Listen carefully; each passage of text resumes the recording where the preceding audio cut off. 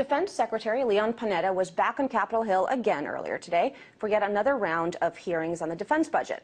Now, Panetta said that the nation's debt is a major national security issue, but warned lawmakers against any additional cuts to the Pentagon budget.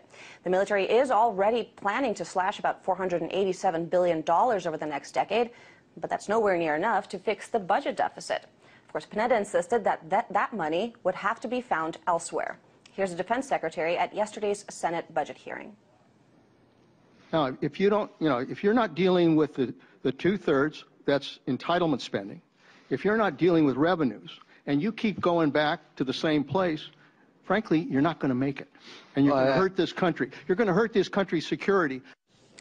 All right, well, is that the case, hurting this country's security? With me to break it all down is retired Lieutenant Colonel Anthony Shaffer. He is also the author of Operation Dark Heart and a senior fellow at the Center of Advanced Defense Studies. Welcome back to the program. It's great to have you. Good to have you. Bring it back. The prevailing logic seems to be money in equals military might, money out equals national security threat. Do you buy this logic? No, I don't. There's two problems with that. First off, we're still dealing with an infrastructure which was put together, and here we are in RT, but during the Cold War. So we've never stepped forward past that paradigm. So you're talking about a system which is completely outmoded for what it's supposed to do now. Secondly, we have yet to actually understand all the money, all the things we're spending money on. The F-35, for example, the Navy version can't be used because it can't trap. You can't land on an aircraft carrier. So you're talking about huge corruption of nothing else, intellect within the Pentagon, not looking at what the real threats are or how we're going to build capabilities to defend those threats.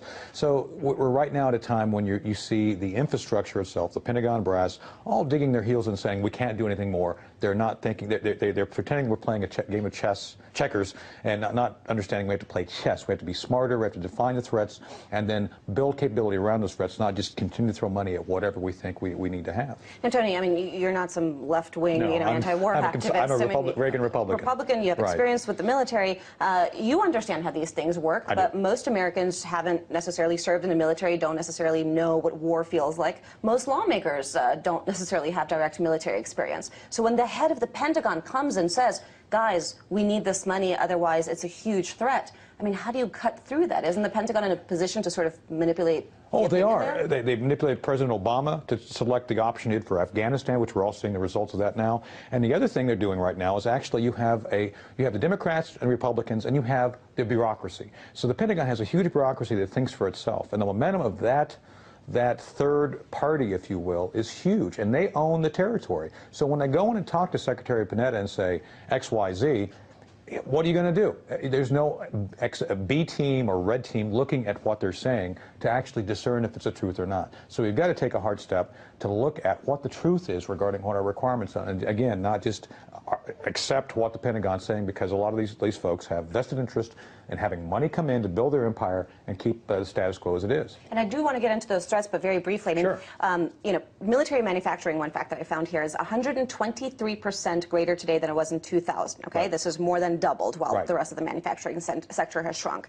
Given that we do have sort of this unfortunate military-industrial complex, so to speak, are we at a point now where removing that, where making these cuts, could actually devastate the U.S. economy in the short term? Well, that's exactly why the super committee didn't work. You had Patty Murray in Washington and Pat Toomey in Pennsylvania, who wouldn't do the big defense cuts because of Boeing. So you're seeing folks with overlapping loyalties here, and that's why we've got to have someone come in who is totally objective and say these are the things we need to focus on and get the politicians and the bureaucrats out of the way. Maybe a commission, maybe something else, but you're absolutely correct. We've got to look at this. A friend of mine, Jerry Doyle, calls it a combat to commerce, where we've actually become so wet on having these defense industries come in with big budget items, and it does keep the economy humming, but not for the right reasons. And what are these threats? I mean, we're hearing about Iran all the time. We're hearing about the threat of China. I mean, are these valid threats? These are the two most popular, I guess, bogeymen in U.S. foreign policy right now. Let's be honest here. The North Koreans, the Iranians are equal threats in that they understand brinksmanship and understand how to walk up to the line and make us flinch every time. The North Koreans are doing it again today. But equal threats that merit defense spending or diplomacy spending? I think the diplomacy should always be the first option as a warrior. Ultimately, warriors don't want to fight. Our job is to not fight if we can avoid it. With that said, I think we need to have a very strong military, which is focused on the real issues. I believe Straits of Hormuz should be kept open. I think the U.S., for better or for worse, has always defended lines of commerce and that sort of thing. But you don't need to have the scope and breadth of defense bases, forward bases that we have now. So again, we need to look at what's real. What are the real threats? What could the Iranians do at this point in time? No one can really define that. And I'm one that says, I think they've already got the bombs. So what? We've got to figure out a way to prevent a larger issue of a Sunni-Shia Cold War where nuclear weapons are developed on both sides. No one's looking at that. This is where we've got to figure out what the real issues are, and we haven't done that. Right, and then that is a huge threat. Now, very briefly on the North Korea issue, I mean, is that, do you